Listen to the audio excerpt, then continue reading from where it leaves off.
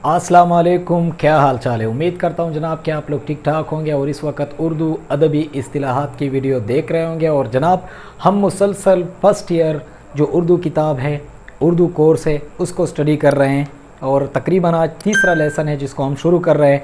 Doctor ग़ुलाम मोहम्मद मुस्तफ़ा इस मज़मून के लिखने वाले हैं।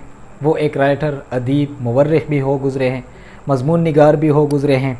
डॉक्टर ग़ुलाम मोहम्मद मुस्तफ़ा ख़ान कौन थे? तारीख़ पैदाइश उनकी 1912 है, 23 सितंबर। वफ़ात 25 सितंबर 2005 है। दौर हाज़िर के बहुत बड़े मुहक्किक और मज़मून निगार और तारीख़दान भी समझे जाते हैं।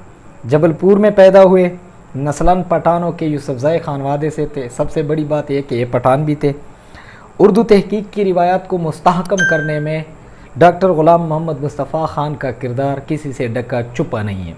डॉक्टर ग़ुलाम मोहम्मद मुस्तफ़ा ख़ान वो शख्सियत है जो 19वीं सदी और 20वीं सदी के अवाइल में चूँकि उनका इंतकाल हुआ है, लेकिन 19वीं सदी के आखिर तक उर्दू अदब को मुसलसल, पेहम और बरकरार रखने में उनका किरदार किसी से भी छुपा नहीं है। ज़ुबान के साथ साथ अदबी असरात के दरियाफ्त का फरीज़ा भी अंजाम देते रहे। डॉक्टर साहब का उसलूब सादा है, इंतहाई सादा है, लेकिन सबसे बढ़कर सलीस है। वो सादा ही अल्फाज में एक बहुत बड़े फ़लसफ़े को समो देते हैं। अल्फाज सादा होते हैं लेकिन उनका बैकग्राउंड काफ़ी मजबूत और कवी होता है। इसके अलावा उनके ख़यालात इंतहाई ज़बरदस्त है, दकीक है। कलम उनका रवा दवा है, उनका कलम कहीं पर रुकता नहीं। वो जब भी कुछ लिखते थे कुछ ना कुछ वो प्रोड्यूस करते थे, क्रिएट करते थे। उनके फ़लसफ़े को, उनकी तारीख़ को, उनकी तहरीर को कदर की निगाह से देखा जाता है। डॉक्टर ग़ुलाम मोहम्मद मुस्तफ़ा चूँकि 1912 में पैदा हुए तो ज़ाहिरी बात है कि क़याम पाकिस्तान और नज़रिया पाकिस्तान के साथ भी उनका ताल्लुक़ जुड़ा रहा।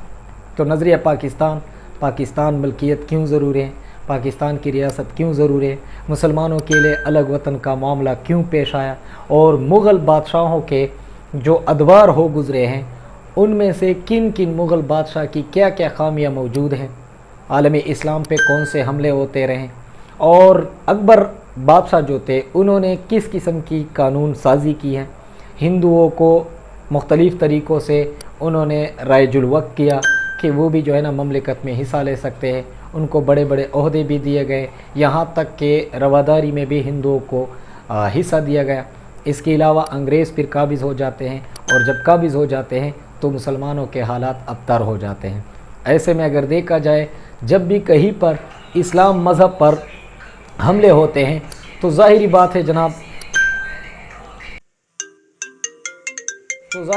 जनाब कि उसके मुकाबले के लिए मुसलमान डट कर खड़े हो जाते हैं, और ये सबसे बड़ी बात है।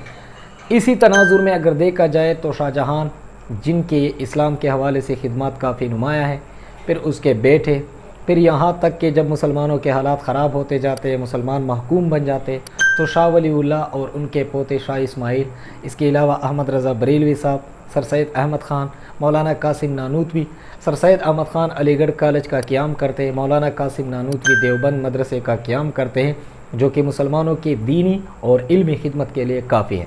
सर सैयद अहमद ख़ान जो कि अलीगढ़ कॉलेज की तहरीक को अपनाते हैं, उसी अलीगढ़ कॉलेज की वजह से मुसलमान जो है ना मगरबी तालीम और एडवांस तालीम, जदीद तालीम से रोशनास होते हैं।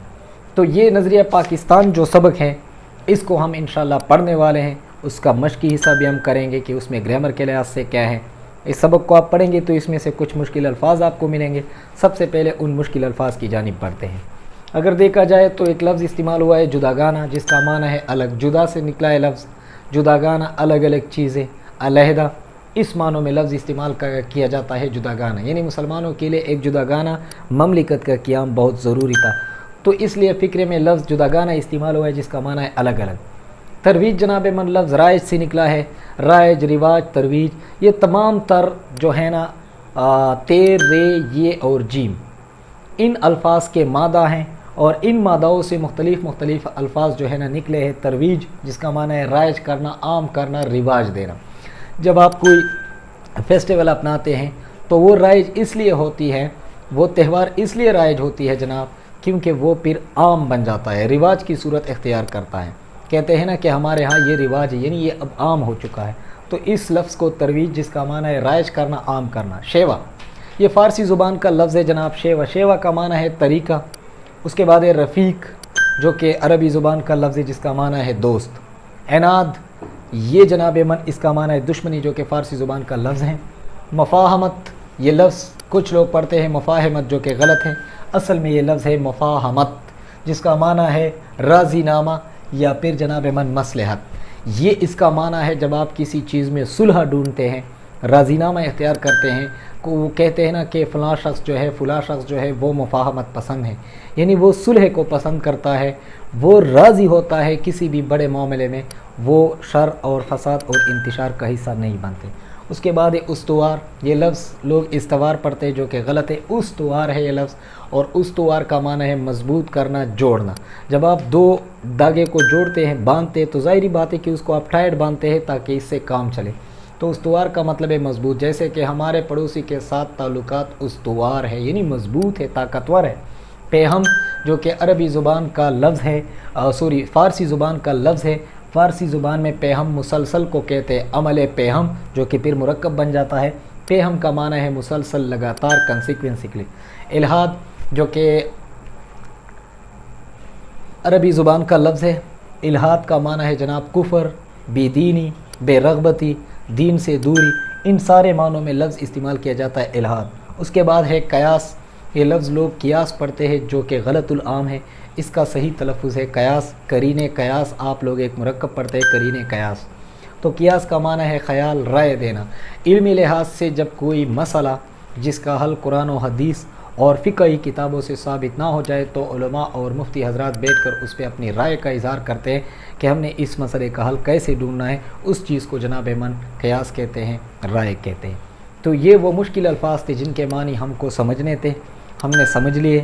یہ وہ الفاظ ہوتے ہیں جو کہ جب آپ ریڈنگ کرتے ہیں، فار ایگزامپل اگر مسلمانوں نے ہمیشہ رواداری کو اپنا شیوا بنایا، رواداری قانون سازی کو کہتے ہیں، اصول کو کہتے ہیں، شیوا بنانا، طریقہ بنانا. لیکن جب کفر و الحاد، اب یہاں پہ مرکب عطف آ گیا. کفر اور الحاد مرکب عطف میں جو حرف عطف استعمال ہوا ہوتا ہے، واو اور اس طرح اور بہت سارے حروف ہیں، تو اس کا مقصد یہ ہوتا ہے کہ اگلا اور پچھلا لفظ یا تو معنی ایک ہی دیں گے یا پھر سپریٹ معنی دیں گے، یعنی اپوزٹ معنی. تو کفر اور بے دینی جب غلبہ حاصل کرتا ہے تو مسلمان اس کے مقابلے کے لیے ڈٹ کر کھڑا ہو جاتا ہے. تو مسلمان ظاہری بات ہے کہ اس دین کی حفاظت کے لیے، اسلام کی حفاظت کے لیے اس بے دینی اور کفر کے خلاف ڈٹ کر کھڑے ہو جاتے ہیں تاکہ وہ کفر، وہ بے دینی ہمارے مذہب پر غالب نہ آ جائے. بادشاہ اکبر کی بے جاہ رواداری اور ملک کی سیاست میں ہندوؤں کے عمل دخل کی وجہ سے ملک میں کافرانہ طور طریقے اس قدر رائج ہو گئے، یعنی رواج پا گئے کہ مسلمانوں کی آزادی، خود ان کی دینی معاملات بھی ختم ہو گئی. یہ لفظ معاملہ، معاملہ کی جمع ہے معاملات، جو کارروائی ہوتی ہے، جو لین دین ہوتا ہے، اس چیز کو معاملہ کہتے ہیں. یہ لفظ معاملہ نہیں ہے، کچھ لوگ اسے معاملہ پڑھتے ہیں جبکہ یہ لفظ ہے معاملہ.